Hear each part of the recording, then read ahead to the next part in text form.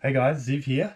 Just wanted to show you how I feed my bees. I'm going to go through the recipes I use with the sugar, and also opening up the hive and show you my bee feeders up there. This year I didn't get any honey out of my hives. It was a fair drought here in Adelaide, and it was a struggle keeping them alive actually. I had to monitor pests constantly. I got new bases for them that had removable sections with sticky mats, just because I was struggling with wax moth and all sorts of things, and they really helped. The ants as well started swarming the hive, and yeah, the bees were not happy this year at all, and I've been having to feed them, which isn't good either. And now it's coming up to winter, and I want to make sure that they've got enough stock to last them through the winter without too much feeding, because I don't want to open them too much when it's cold over winter at all. So I want to make sure that they've got their own stock, and it's better that they eat semi-processed sugar rather than having to, eat the sugar straight, which might sicken them even more. I'm no expert on any of this. I've read a couple of books. Yeah, that's my experience. I'm only learning at the moment. I've had the bees for a couple of years. I'll show you them here. They're just up there. There you go. So a bit later on, I'm going to let me get this camera out of the light. Going to open them up and show you inside them. So I was feeding them through the summer a 2-to-1 ratio, which means that should encourage them to head out and still forage for their own nectar and pollen. But in the autumn period, I need to move to a 1-to-1 ratio now. So I want 600 ml of sugar and then 600 ml of water. Before I wanted 350 ml of sugar and 700 ml of water. In the books, it doesn't really tell you what a 2-to-1 ratio is, or a 1-to-1, like is it by volume, so on and so forth. So I'm going to just show you what I do. If you think I should do it differently, please let me know in the comments, because yeah, I'm still learning and would love to know some tips and tricks. So, and also what type of sugar to use. There's, everybody says buy the cheapest white sugar you can, but I wouldn't eat that, and I've come from farming and stuff, and whenever we're feeding animals or whatever, it's sort of like, you don't feed them what you wouldn't eat yourself, sort of thing, has always been the general philosophy. So, like, we clean the drinking trough, and my old farmer boss, he would make me drink out of the trough. He's like, if you're not going to drink the water out of the trough after you've cleaned it, why should an animal? So, yeah, I feed them actually half and half raw sugar and then white sugar. I don't know if that's a good idea or a bad idea. It's just what I do. So I'll just show you a white sugar mix, because I make 2 litres at a time, but my jug is only 1 litre. And I'll leave these recipes in the description so that, you can look at the writing part of it and copy and paste it or whatever if you want to.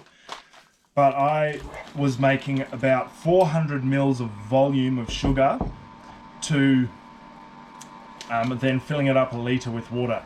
And yes, that doesn't sound like 2-to-1, because 4, 8, 12, whereas 1 litre is 10. But the water goes between the sugar. The sugar takes up more volume or whatever because of the air. So I'm thinking I'm going to need, let's see if I can do this where I'm showing you. I'm going to need about 600 ml. 600 ml of sugar. Can you see the 600 there? I'm nearly there. And this is just a guess. Once I've done this once or twice, I'll be able to just go for it. And then I usually don't use boiling water, because boiling the kettle uses a lot of energy, whereas getting it out of my hot water tank uses 5 times less energy. So I'll just go fill up some hot water, and I'm wanting to get 600 ml of hot water, but this little jug only goes to 500 ml. So I'll get 500 ml first, see if it all fits.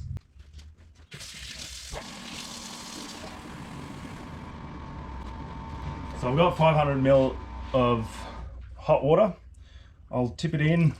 Oop, bit of spilling. Got to pour a bit faster for that laminar flow.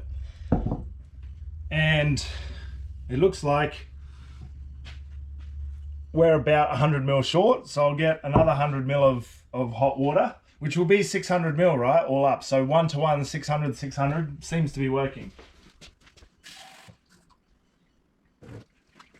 So I've got 150 ml, so I'll just pour out 100 or up to a litre and see what we've got left. Now that's up to 1 litre. So it looks like that was 600 ml of sugar and 650 ml of water. So it's about 1 to 1. I probably could put a little bit of extra sugar in next time. Maybe go 650 ml sugar and see if that works out. Then I'll just stir it till it's all dissolved, which takes a few minutes. With boiling water, it's a little bit faster. With the raw sugar, it's a little bit slower. And then I pour it into just some juice containers. I make sure I rinse them. I reuse them every time, but I make sure I rinse them, and I rinse those with hot water as well to sanitize them a bit.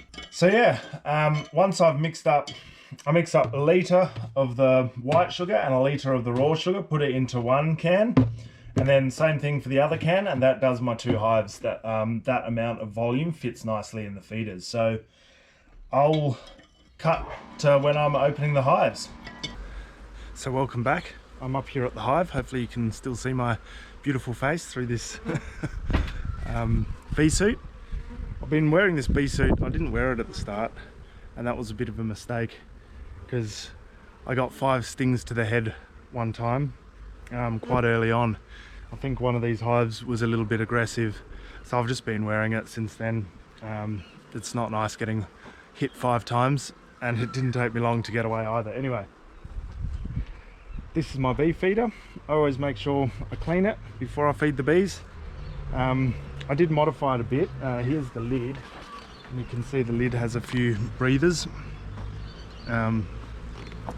And so I just, because the lid sits quite tight down, I just drilled a few holes. It looks like they're sealing some of them up in preparation for winter.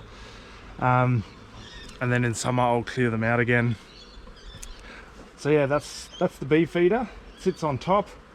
I don't smoke usually when I'm feeding. I do that separately to when I inspect, just to avoid disturbing them as much as possible. So yeah, I just put in some fresh pea straw so that they don't drown. Pop that in there. That way that gives them something to climb on and around while they're in there, because they do swarm up and in, and so I don't want any drowned bees, and I haven't found any drowned bees yet. So this sort of works, but be sure to change the straw regularly. And then I just get my bee food that I've mixed up. This is that 1-to-1 mix, so brand new mix for them. They haven't tried this yet. They've always been on 2-to-1, 2 parts water, 1 part sugar. But this is 1-to-1 now for the autumn, obviously. And I just pour that in there slowly.